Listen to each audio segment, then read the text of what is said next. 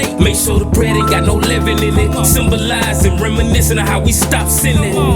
So many different occasions, Yahawah gave deliverance. Yeah, we remember the time, that's how we Thanksgiving. We hold a feast of dedication. Shalom, Israel. First and foremost, I'll start by giving all praises, honor, and glory to Yahawah, and I'll do so by Shem Yahawah Shai.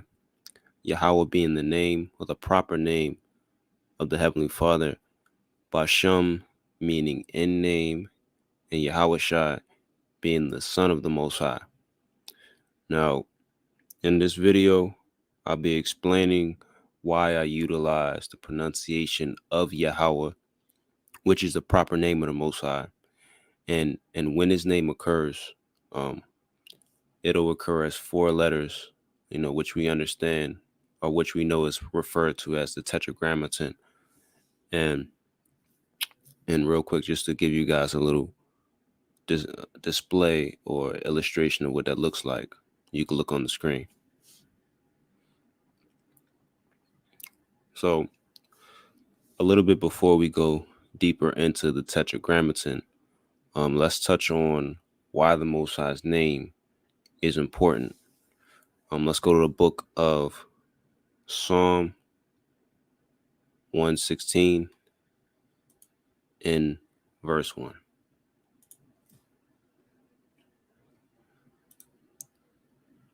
And it says, I love Yahawah because he hath heard my voice and my supplication. So the topic right here is prayer. And the psalmist here is thankful to the Most High because he's heard his supplications, meaning prayers. So let's continue on, to the following verses. All right, let's jump down to verse 2. It says, because he hath inclined his ear unto me, therefore will I call upon him as long as I live. The sorrows of death compassed me, and the pains of hell gat hold upon me. I found trouble and sorrow. Verse 4. Then called I upon the name of Yahawah. O Yahawah, I beseech thee, deliver my soul. All right, so let's highlight verse 4, because it says, I called upon the name of the Lord. And then it proceeds to say, O Lord, I beseech thee, deliver my soul. All right, so let's look at this particular clause within verse 4 in the Hebrew. Let's take a look. Now, when we look at this particular clause, it reads, A quadra ana Yahawah. So what's being said here is, I will call, pray Yahawah. And then the rest, it says, Malata Napashia, meaning to deliver my soul. But the point, really the point of what we're trying to get to is that first part of the clause, which says, again, A quadra ana Yahawah, because it's saying, I call, or I will call, I pray Yahawah. And if you're calling on and praying to, or praying for, or praying up a specific person, that would include you calling on their proper name. And the reason I would say this is because of what the definition of quadra actually entails or encompasses. Now, when you read the definition, it's Strong's H7121, which I'll place on the screen. And I read the highlighted part. It says, i.e., properly addressed by name, but used in a wide variety of applications. So it's not only used to call on people's names, but that's encompassed within the definition.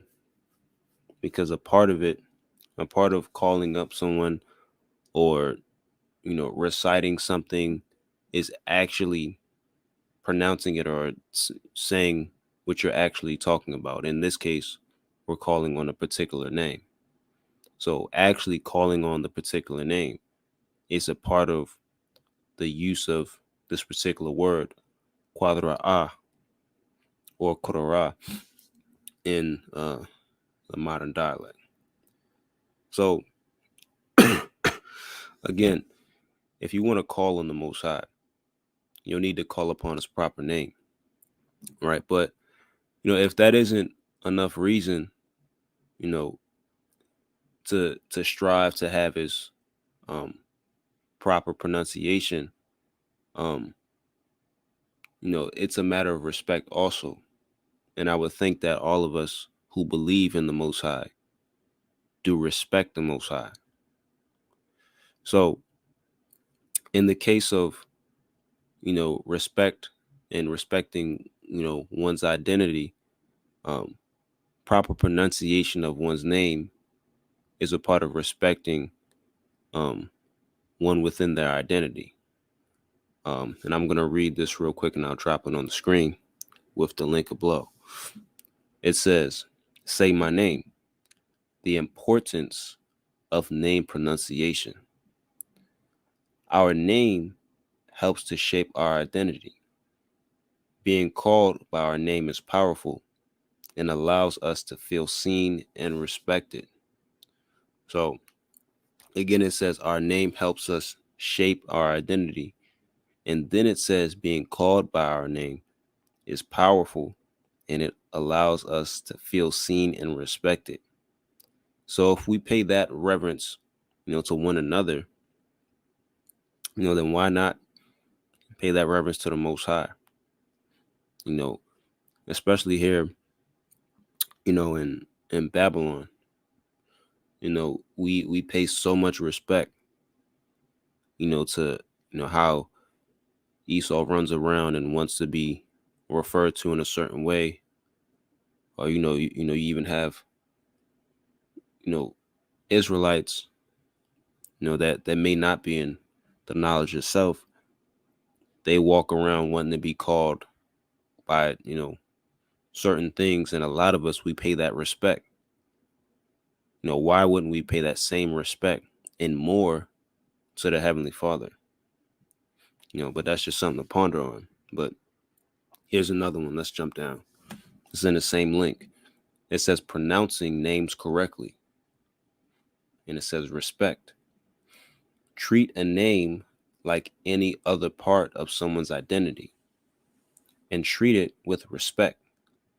It is important not to make a joke or try to shorten or change the name. Right? So it says treat a name like any other part of someone's identity and treat it with respect. It also says to not make it a joke or try to shorten or change the name. Right? And this is, obviously the respect that we want as mere men. So again, why think that Yahawah isn't owed the same respect or more? Right? But again, that's just a piece of that to ponder on.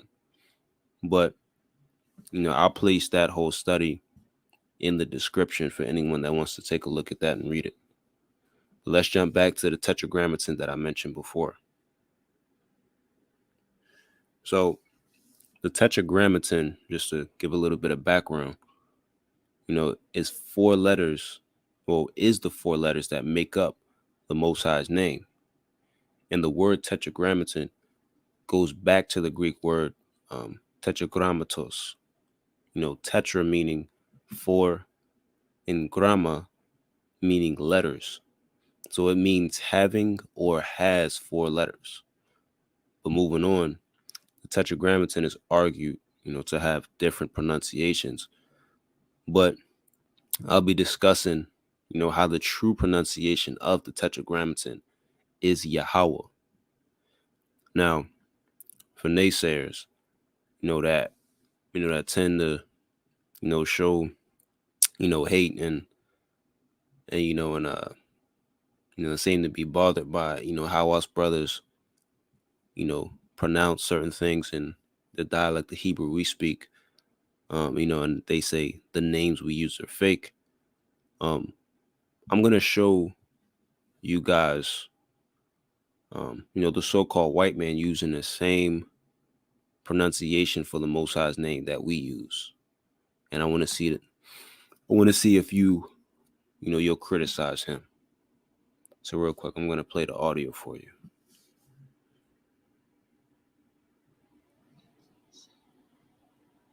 Yahawah, the name of the Lord. Don't take up the name of the Lord. Right, so again, I'm going to play it one more time. Et Shem, Yahawah, the name of the Lord. Don't take up the name of the Lord. Right, so if you listen closely, and I'll try to make sure I stitch in the video footage,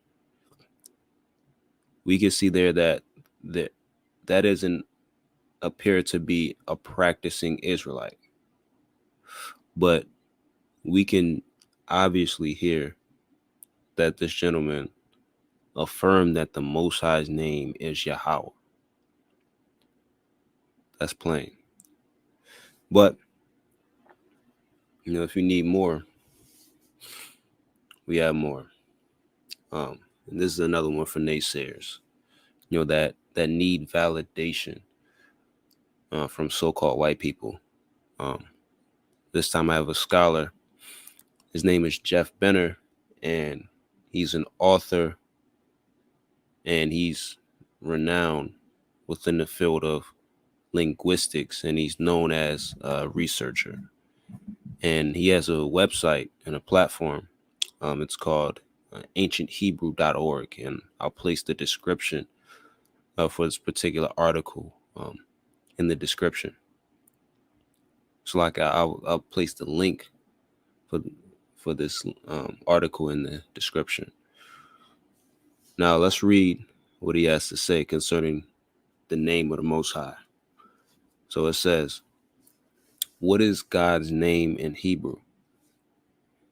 If you have been searching for the true pronunciation of the name of God, you have probably discovered that there are many different sites providing different pronunciations. The reason for this is simple.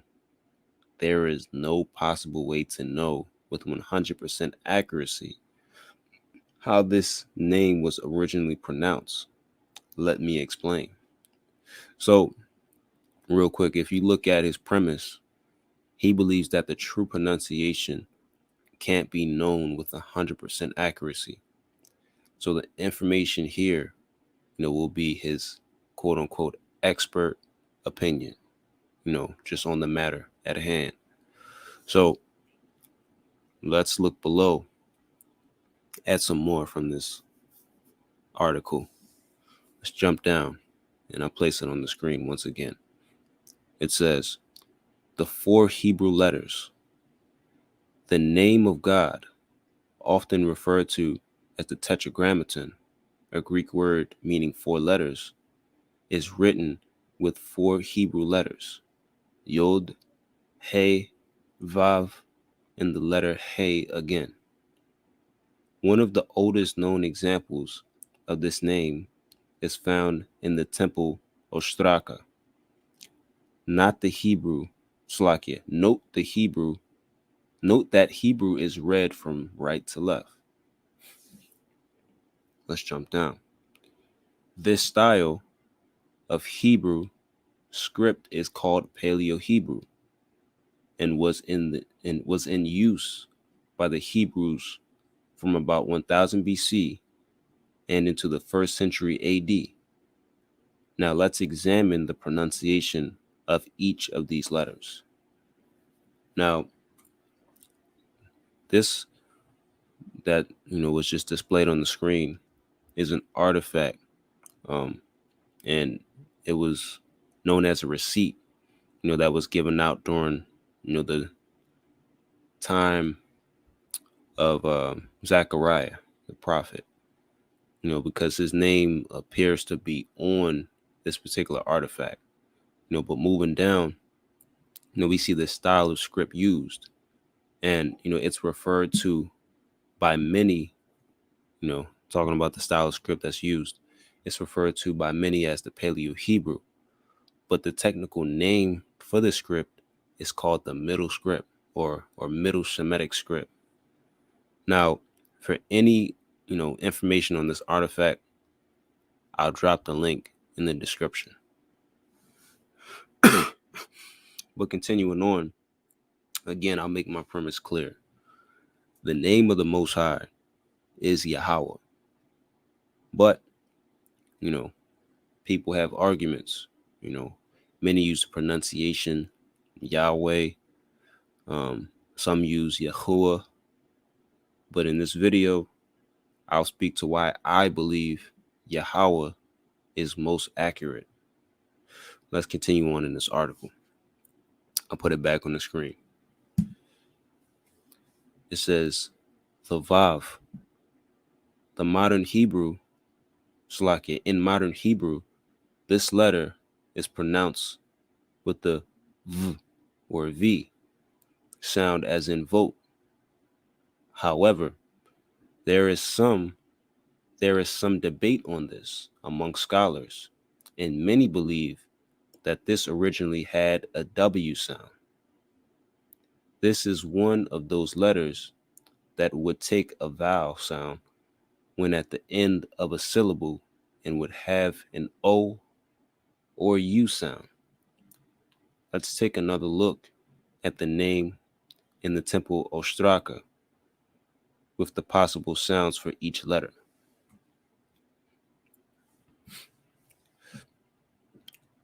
So, as you can see, you see the different possible 4-letter combinations. You see YHVH, YHWH, YHOH, YHUH, right? And and we see specifically that third letter, which is the Y or the Va. It said that scholars debate the original pronunciation of this particular letter, but most, if you study this topic, most believe that it had the W sound. But real quick, let's look at the YHWH and the YHUH. Let's highlight those for a second. Now, just speaking to, us that are, awakened and know who we are. A lot of us in Israel, a common pronunciation that we may hear, aside from Yahawah, is the pronunciation of Yahuwah. And people that push this particular pronunciation, an argument I've heard is they say that the U predates the W, right? And they'll say that the W is 2 V's together, right? But I want to show you something regarding the letter U and where it was derived from, and I'll place it on the screen along with the link, of course, and I'll put it in the bio or in the description, and I'll read the highlighted part. It says, the letter derives from a character in the Phoenician script, attested from the 11th century BCE, that originated as a pictogram of a hook, but also a sound transliterated as Wa. So this says that the U derived from the W, not the other way around. And it dates it to the 11 BC. So the pronunciation of Yahuwah has less of a chance of being as accurate as Yahawah. So let's jump back to the article. It says added vowel sounds. You will notice that we are still missing some vowel sounds. with the exception of the letters Yod and Vav.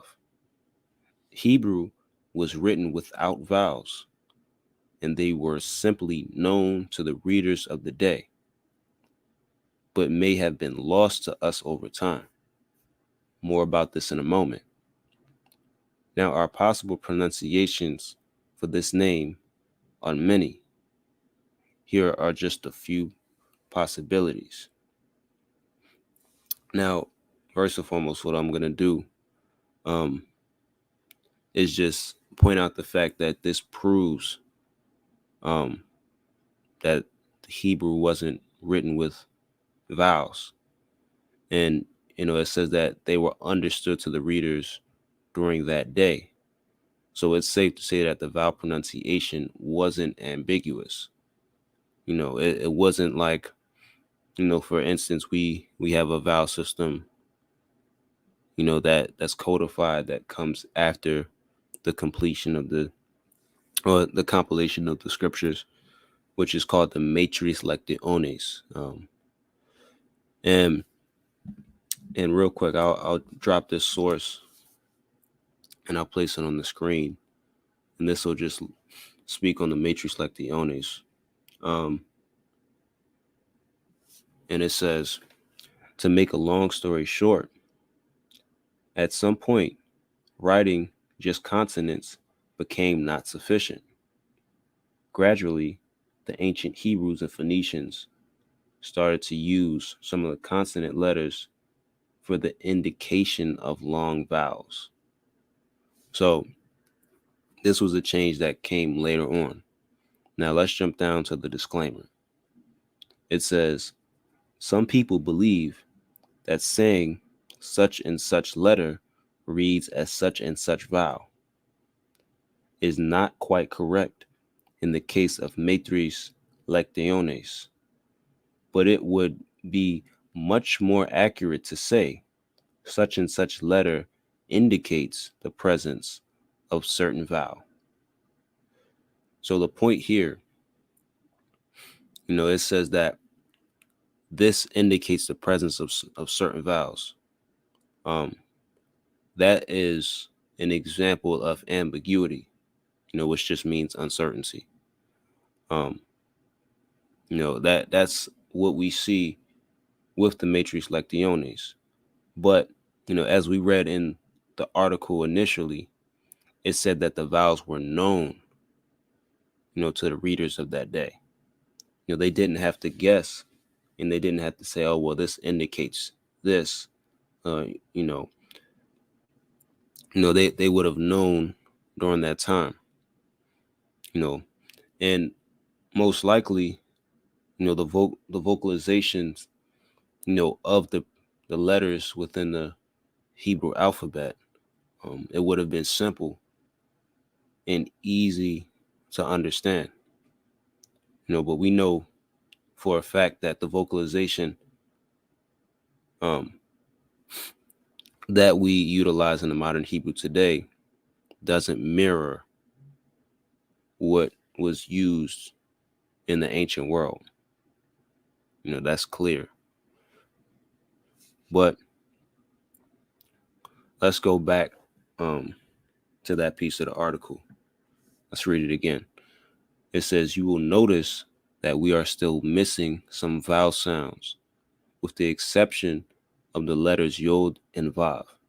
Hebrew was written without vowels, and they were simply known to the readers of the day, but may have been lost to us over time. More about this in a moment. Now, our possible pronunciations for this name are many. Here are just a few of the possibilities. It says, Yahawah, Yahawah, Yahawah, Yahawah. So let's stop there. Let's look at the fourth one again. It says Yahawah. So we see that even the so-called white man says it's a possibility. So again, this is to certain naysayers, and hopefully they can receive it, but They probably won't. But Most High willing, the sincere folks, they can understand, what's being bestowed upon us within these articles and these sources. And also, just to be fair, Jeff Benner's guess or his final conclusion isn't that the Most High's name is Yahawah, but he believes it could be a possibility that his name is Yahawah. Right? But us who believe, in the truth and have came into that understanding, we believe and hold fast that the Most High's name is pronounced Yahawah and his son's name Yahawashi. And Most High willing, I have more to speak on concerning this topic, but for now, I'll wrap it up with that. And up until next time, I'll say Shalom.